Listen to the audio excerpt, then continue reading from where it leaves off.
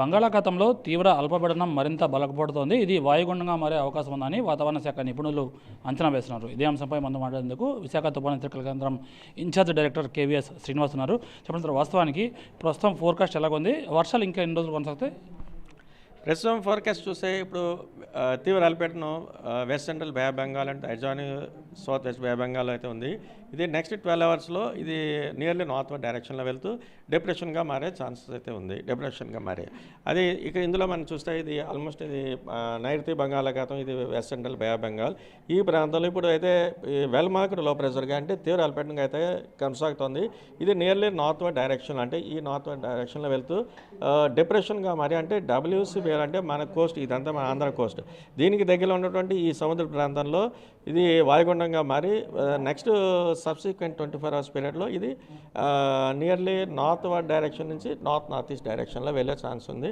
అందుచేత ఇక్కడ పర్టికులర్గా మన డబ్ల్యూసీ బేలో అది డిప్రెషన్గా మారుతుంది. అందుచేత ఆ ప్రాంతంలో ఎక్కువగా విండ్ స్పీడ్స్ కూడా ఎక్కువగా ఉండే ఛాన్సెస్ అయితే ఏపీపై ఏ మేర ప్రభావం చూపుతుంది? ఇంకా ఎన్ని రోజులు ఉంటుంది?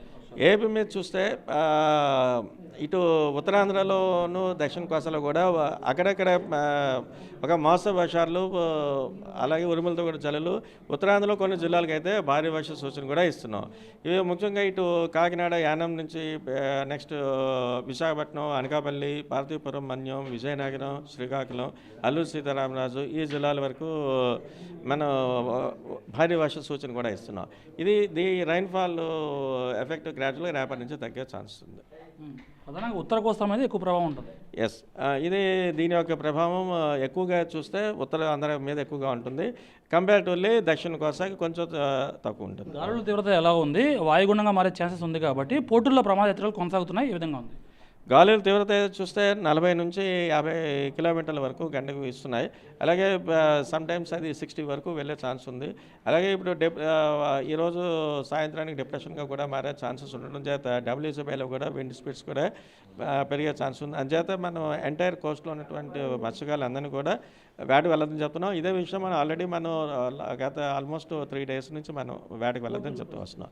పోర్టుల్లో చూస్తే నిన్న నుంచి మనం ఇటు ఉత్తరాంధ్రలో ఉన్నటువంటి కలింగపట్నం నుంచి దక్షిణ కోస్తాలో ఉన్న మచిలీపట్నం వరకు ఉన్నటువంటి అన్ని నౌకాశ్రయాలందరికీ కూడా 3వ నెంబర్ ప్రమాద హెచ్చరిక ఎగరవలసిందిగా మనం చెప్తున్నాం. ఈరోజు కూడా అవి కంటిన్యూ అవుతాయి. ఈరోజు కూడా రైతులకు అందరికీ కూడా ఆల్రెడీ మనం చెప్పినట్టుగా ఈ హెవీ రైన్స్ అవి ఎక్కువగా నార్త్ ఆంధ్రాలో ఎక్కువగా మనకు వస్తున్నాయి. అందుచేత ఆల్రెడీ మ్యాక్సిమం ఇది వరికి సంబంధించినంతవరకు చూస్తే హార్వెస్టింగ్కి దగ్గరలో చాలామంది ఉన్నారు. హార్వెస్టింగ్ ఇంకా కటింగ్ చేసుకొని పక్షంలో అయితే ఒక 2 to 3 డేస్ వెయిట్ చేయవలసిందిగా చెప్తున్నాం. మ్యాక్సిమం ఇది ఒక 2 డేస్ వరకు కంటిన్యూ అవుతుంది. సో ఇది ఈ తీవ్ర అల్పపీడనం కాస్త క్రమంగా మరికొద్ది గంటల్లోనే వాయుగుండంగా మారబోతుంది. ఇది ఉత్తర కోస్తాపై రాగల 24 గంటల్లో తీవ్ర ప్రభావం చూపే అవకాశం ఉంది. చాలా చోట్ల ఓ మోస్తరు నుంచి విస్తారంగా, కొన్ని చోట్ల భారీ వర్షాలు కూడా ఉత్తర కోస్తాలో నమోదయ్యే అవకాశం ఉందని వాతావరణ శాఖ అధికారులు చెప్తున్నారు. ఇదే క్రమంలో రైతులంతా కూడా తమ పంటలను కాస్త అంటే వర్షాభావ పరిస్థితుల నుండి కాస్త సేఫ్ ప్రాంతాలకు తీసుకువెళ్లే పనులు చేసుకోవాలని సూచిస్తున్నారు. కెమెరా పర్సన్ భాస్కర్తో కాజా TV9 విశాఖపట్నం.